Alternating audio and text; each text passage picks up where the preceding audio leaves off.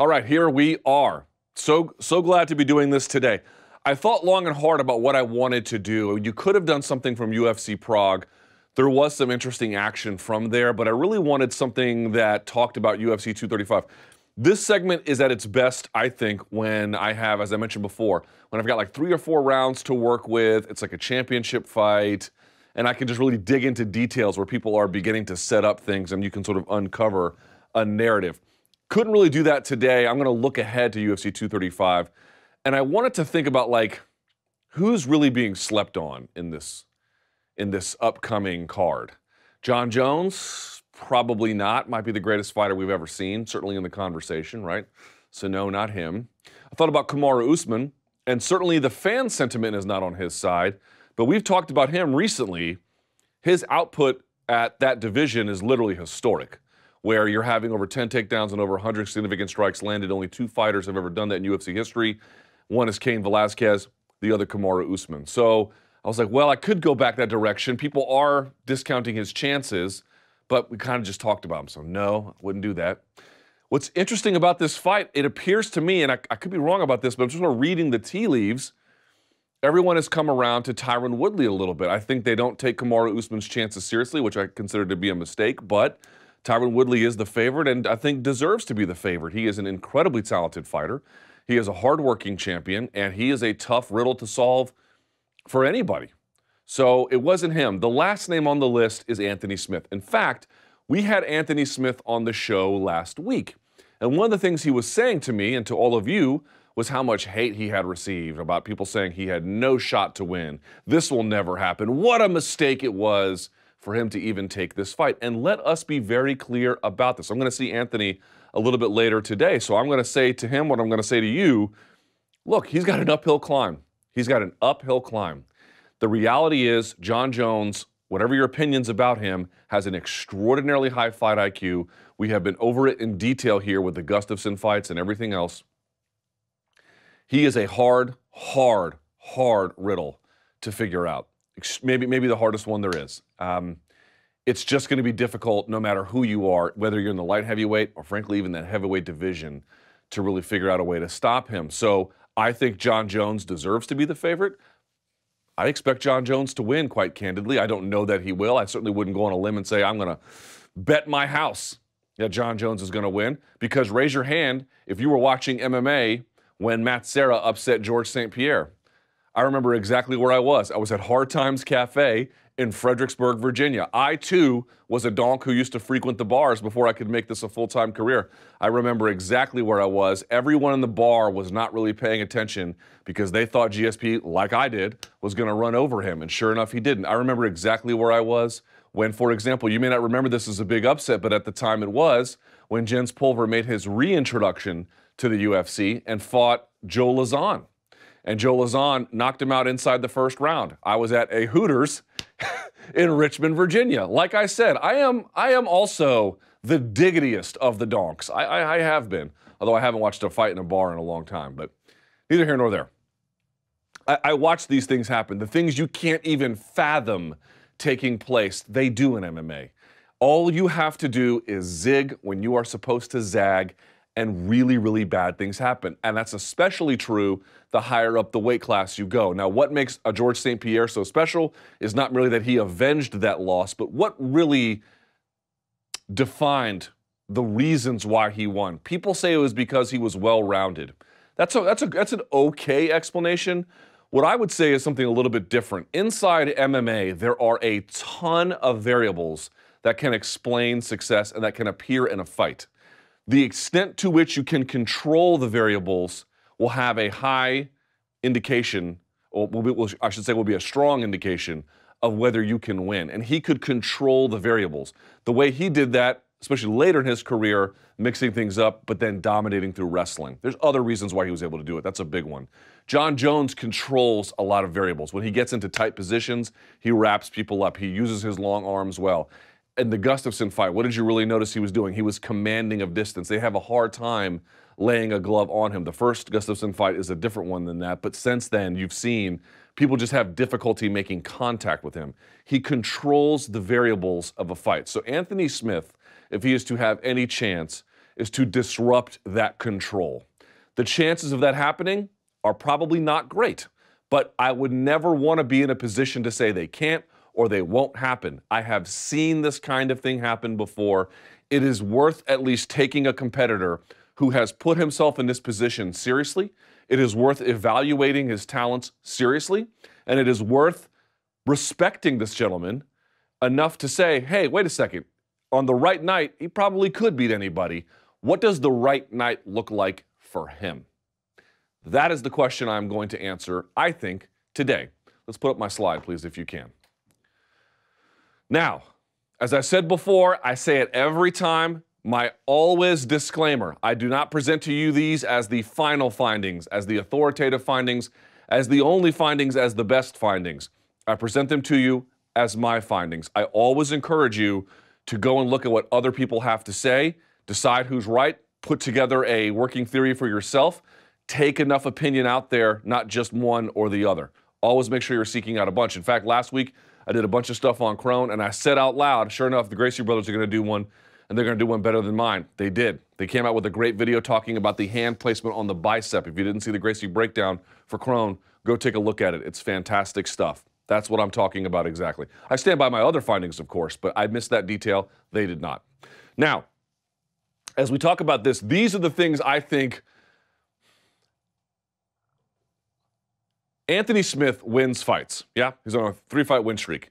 What I'm trying to figure out is what are the conditions under which he wins fights. Now, his situation is weird because he fought two guys kind of closer to the end of their career, and then the Oezdemir win, I think, was a little bit more indicative. But okay, you have those two there that are a little hard to parse. Plus, he jumped up a weight class. How indicative is the middleweight stuff?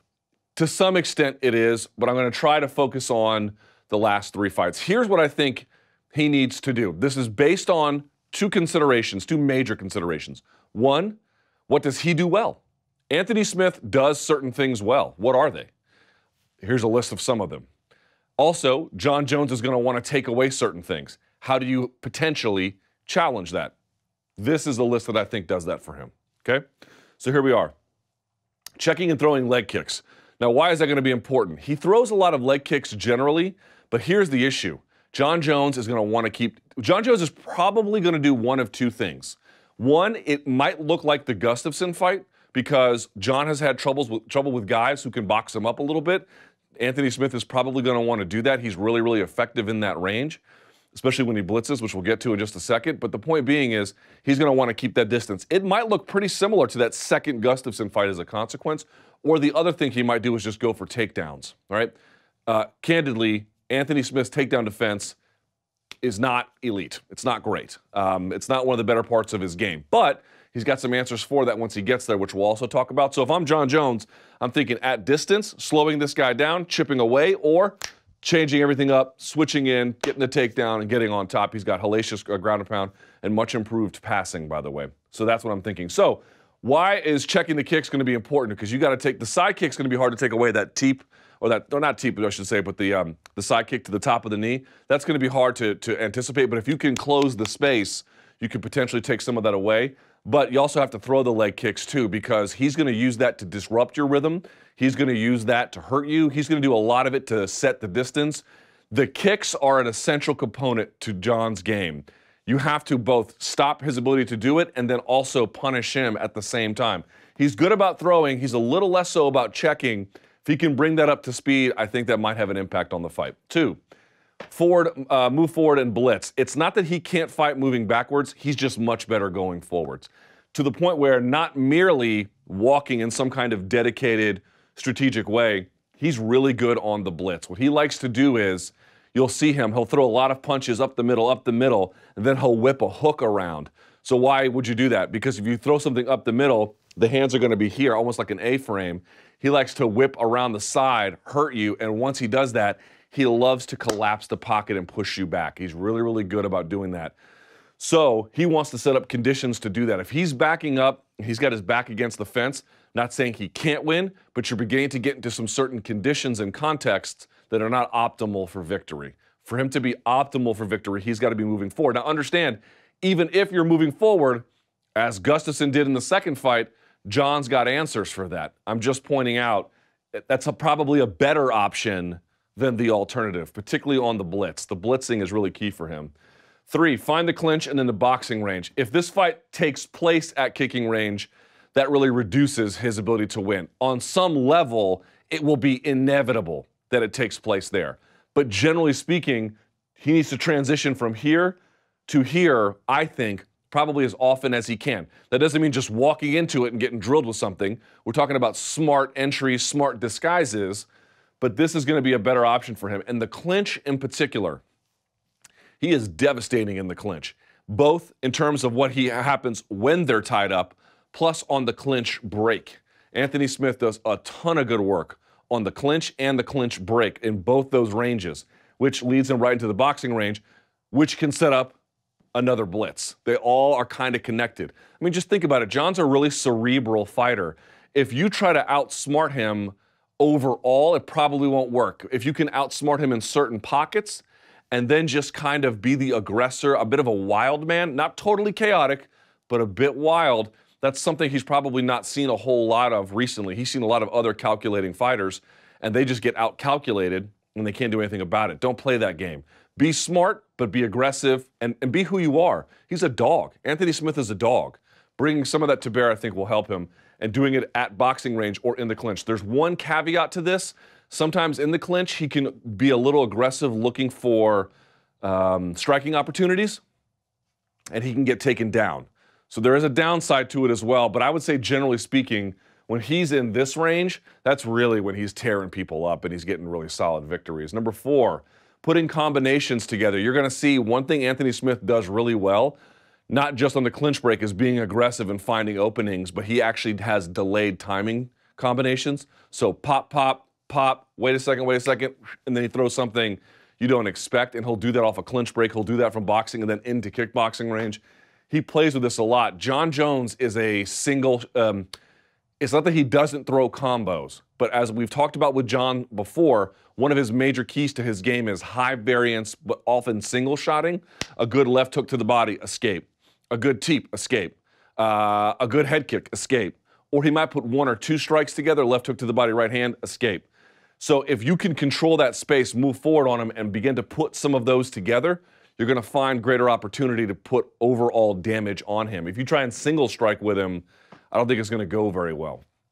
Number 5, don't play from open space too long. Some playing in open space is fine. Some play from open space is frankly inevitable. But if Jon is just single shot, high variance, and circling, single shot, high variance, and circling, that's not Anthony Smith's game. That's not what he does. What he does is he gets in your face. You got to get in his face. That probably means moving forward and pushing into him, doing some cage cutting, putting him behind the 2 black lines. Again, all easier said than done, right? And then working from different distances there. But if you're just in the middle kind of boxing with him or kind of kickboxing, that's Jon's game. Number 5, playing active guard but not necessarily from closed. I think it is a big mistake with Jon Jones to play closed guard underneath.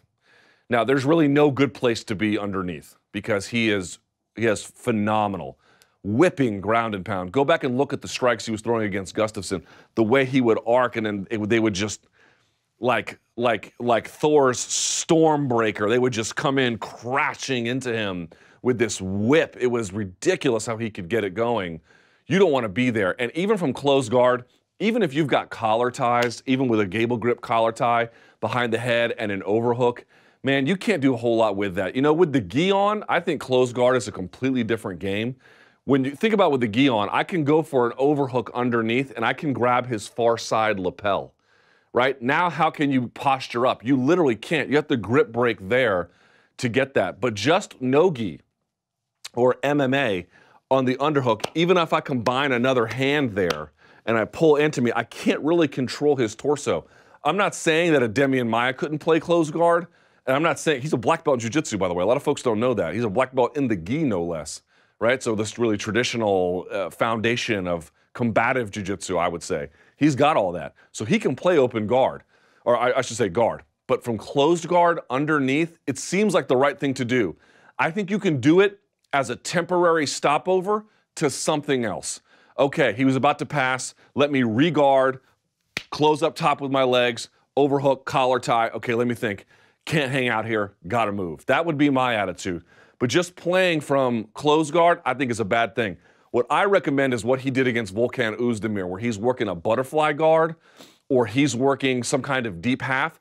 If you can get up underneath somebody, he has leg locks he can go to. He can elevate, which will force someone to retreat. That is what he wants. He wants to use a guard, but because, by the way, he has good guard retention, to threaten, to get the guy to escape, to create space, to get back to his feet, to launch his own takedown. Unlikely in that effort, but just saying, it gives you better options. Playing close guard underneath and trying to be defensive with it, unless you have Demian Maia or Kron Gracie level guards in modern MMA against Jon freaking Jones, I do not recommend that even a little bit.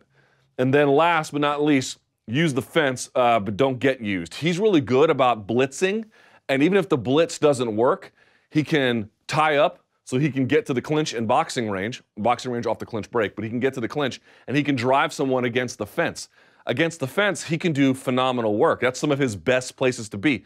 So, man, he's got to get in there. He's got to rough Jon Jones up. He's got to, like, break the space. He's got to get inside. He's got to get to the places where when he's in these scenarios, dude, he does super, super solid work. You can say whatever you want about Shogun being a little over the hill. You can say what you want about Rashad Evans retiring after. Dude, the Volkan Oezdemir win is solid. It is super, super solid, and he finished that guy after having a terrible second round. He came back out and showed resilience. You have to respect that.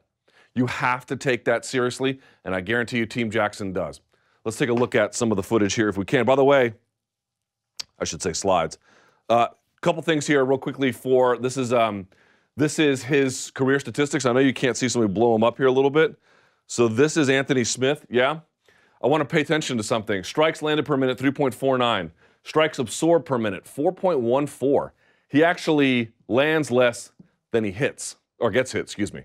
He lands at a decent clip. That's, by the way, 3.49 is a high number. He takes some damage. But this tells you something. People go, oh, my boy, he sucks. No, he does not suck. He's an excellent fighter, but he has a gritty, grimy style.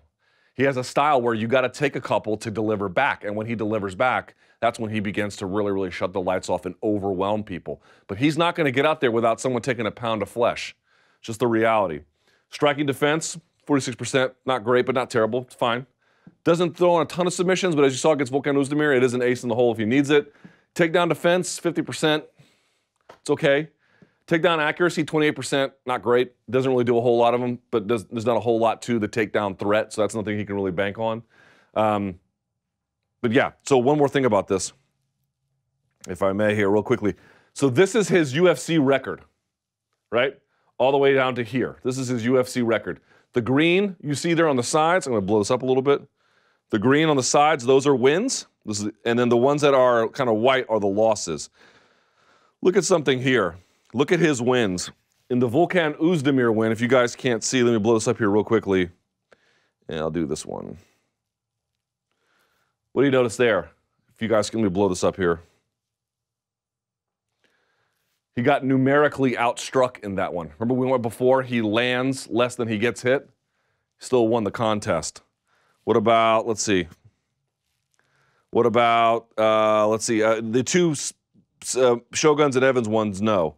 Hector Lombard, he got numerically outstruck. Andrew Sanchez, he got numerically outstruck. Elvis Matopcic, no. Here's another funny thing. Oops.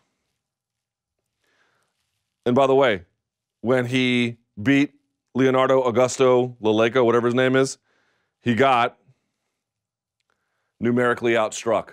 So even when he gets numerically outstruck, boy, he does the heavier work, right? That's what I'm talking about being a dog. You can just hit on him and he just comes back. Here's what's kind of funny. So he has this loss to Antonio Braganeta, who's a ridiculously good black belt.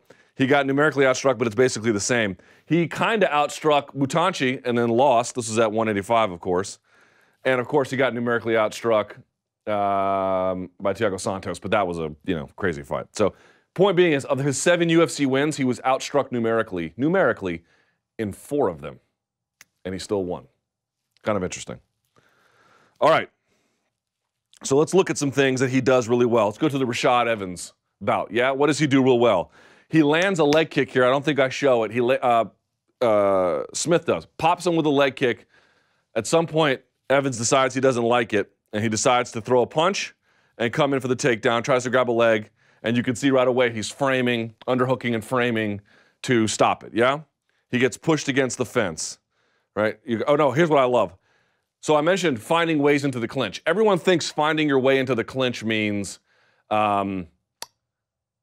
just bum rushing. In this case, the opponent gave it to him. But watch this little adjustment. He's going to go for a trip, bump, right there. He's going to step through. You can watch this leg here. He's going to bring it to the outside of this leg, and he's going to throw him over. Now he doesn't send him all the way over. Again, if your hips still face the mat, you're not going to get turned.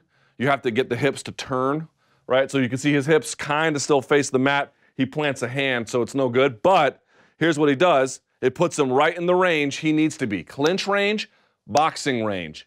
That's where he wants to be, and he's going to pop him with that elbow. Now, I think it grazes him.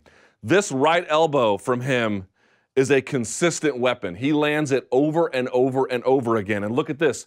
Using the fence, pushing him back, turning.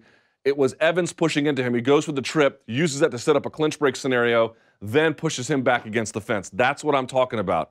Now, how likely is Jon Jones to do that? Probably not much, but all you need is a little window in MMA to score a real big upset. We've seen it before. You have to take that seriously.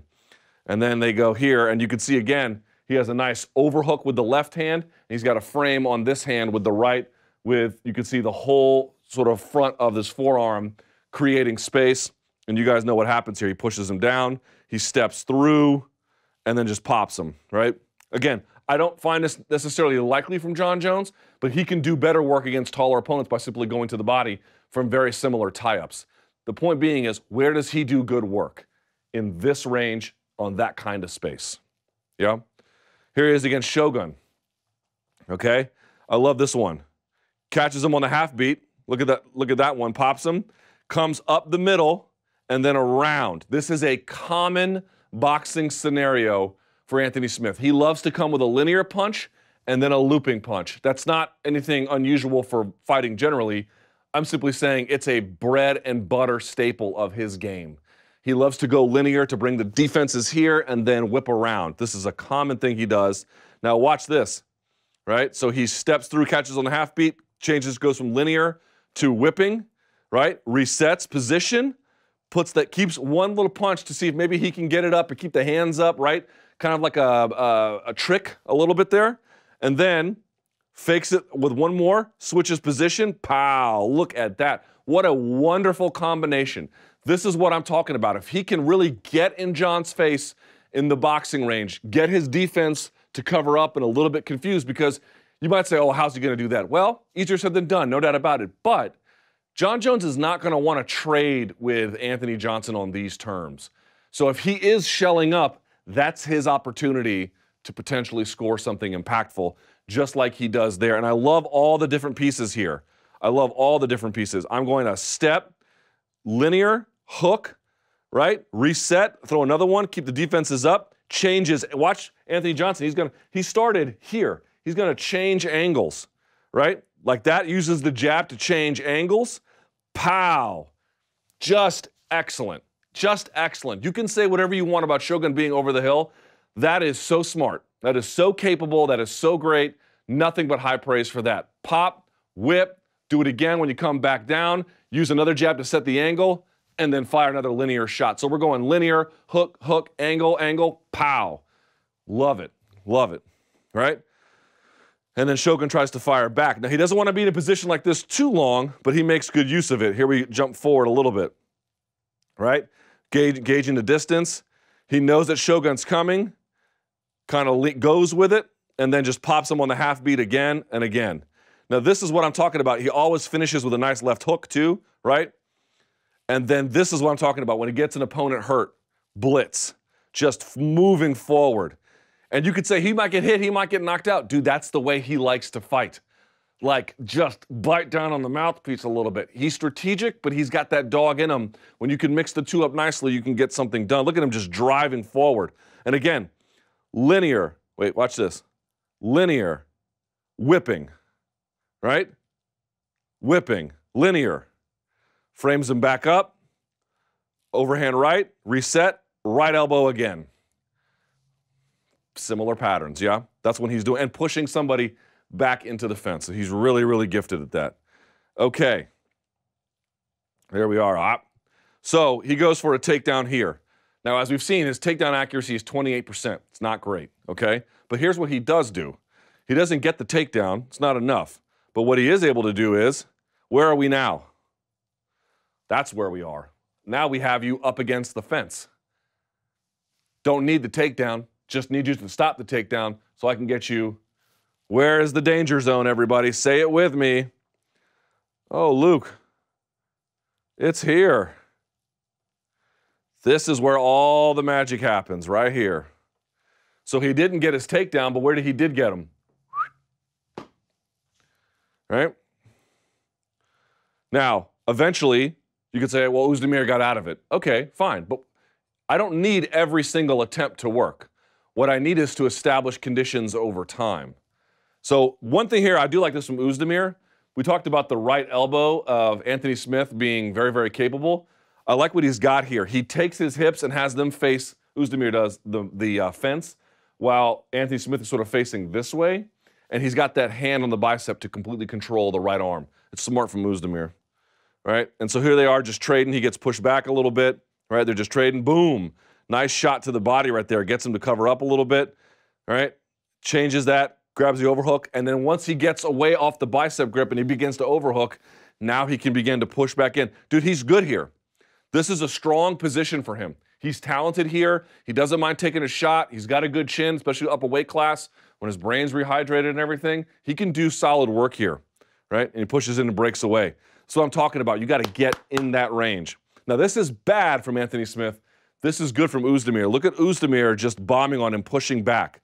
I don't expect Jon Jones to fight this way, but he doesn't need to fight this way for very long to still score a lot of damage that can accumulate over time. He goes to the takedown, there's nothing there, pushes him back up, resets, pop, boom. He tries to push him off with the push kick, no dice. Right, see, just static back along the fence. Guys get taller. Their behavior changes when they lean up like that. It's really kind of bad for them. All right, so we're going to move out of position here. Bop, bop. And you see Oezdemir just bomb on him. This was bad from him. This was bad from him. All right, so he takes another bit of a beating here. This time, does the push kick off, and he does this. This is a staple from Anthony Smith. Look for it on Saturday. A left hook to either score or allow him to change angles. Watch. He whips the hook and then moves. He's going to need a lot of that and then fires another 1-2 behind it. He's going to need a lot of that to win. Let's watch this one. Here we are in the second round. Throws a looping punch over the top of the defense. Look at him driving forward and then changes angles to follow. More over the top. Look at this. Blitzing, blitzing. The blitz. He does so much good work there. Look at that. Beginning to wear on him. Now, this is where he gets caught a little bit. He gets in the clinch. I told you before, he can get taken down from the clinch, and he gets it. But this is what I love from him. He doesn't go full guard. He uses one instep to lift a hook. Watch. Right? That. Look at that. I know I'm running long. I always run long in this goddamn segment. That. Oh. He's got both of them, too. Butterfly. Foot on the hip, and then butterfly on the other side. Why is that going to be important? Because watch. He's going to not be able to stop the pass. Oezdemir gets it a little bit, but he's going for a triangle immediately. See that? He's going for a triangle immediately. How can you tell? Because he's got wrist control, and he's trying to bring the left leg up around in front, yeah? So there's the triangle. What happens? He can't quite get it. How do you know if someone's guard is going to be passed? Because do they have the inside knee position? If they've got the inside knee position, they're probably going to recapture their guard. That's what you're trying to get rid of. And he has this thing called, well, people have called it different things. I call it a hi-hat. But for this to work, it needs to actually be on the lat. You have to be all the way over, which he doesn't quite have. So that part's not going to work. But he's got the inside knee. So that works, yeah? All right. Now Oezdemir gets past it. Okay, fine. And then he's going to wrap the head. So Oezdemir's doing pretty good here. But there's one ace in the hole that he has. So here we are again. What is that ace in the hole? It is this. He had this the entire time. He has the hook. He's able to lift your base. What do you want to do in jiu-jitsu? You want to flatten somebody or you want to get up under them and lift them? That's what you want to be able to do. He gets that. Why is that important? Because now he can raise his entire trunk. He can invert. And now he can go for a leg lock. Now, how tight is that leg lock? Probably not very. But he's got inside knee position, foot on the hip. This is what I'm talking about with not playing full guard and closed guard. Dude, you're going to get bombed on by Jon Jones. It's not going to work. But if you can go for these, he has to. If a white belt has a full-on choke on you and you're a black belt, what should you do? Now, you can try to escape, but let's say there's no escape. The answer is you just tap. You have to respect it. You can say what you want about someone's ability, but if they get to a point where they're lifting you up, you have to address that. There are different ways to address it, but you have to address it. He needs to make Jon Jones, if he gets underneath, address guard attacks, which, if he steps away and now he's controlling his movement, right, with that far side hook, he can begin to get up. That's what he needs to be doing, right? Okay. So anyway, you get the idea here. And I think he comes back around. Last thing on this. Pop, stepping back, changing angles, right? Just disrupting motion there a little bit. Again, throwing those overhand hooks. Again, tying up in the clinch, wearing down on him. This is this is all Anthony Smith territory. Pow, pow, driving into him, backing him off the fence, just pushing him back into the danger zone. Here we go, more of this, we're almost done. Throws that leg kick, right? Because those are powerful. He needs those. Pushes him back into the clinch, right? This is a dogfight. There's that right elbow again, huh? This is what I'm talking about. And he'll take one. It's okay, right? Puts a hanger up there so he doesn't get hit. Comes right back, jab, jab, overhand. Goes back into the range, overhand.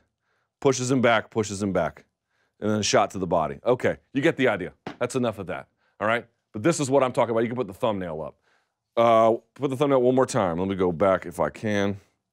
Whee!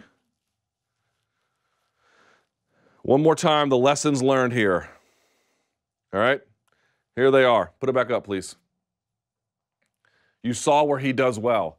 He cannot be taking a ton of kicks. He needs to be throwing his own, staying busy, throwing damage. Move forward and blitzing. Can't just blitz wildly. You have to be smart about it, but you need to just drive into a guy. Finding the clinch and boxing range. Need I say more? You saw all the damage he was doing there. Put combinations together. Again, when he can really let the bop, bop, bop, switch angles, pop, and then throw another one up the top. Oh, he's just amazing. Don't play too long from open space. He can get hit and hurt there. Playing the active guard, but not necessarily from full closed. And then using the fence, but don't get used along the fence.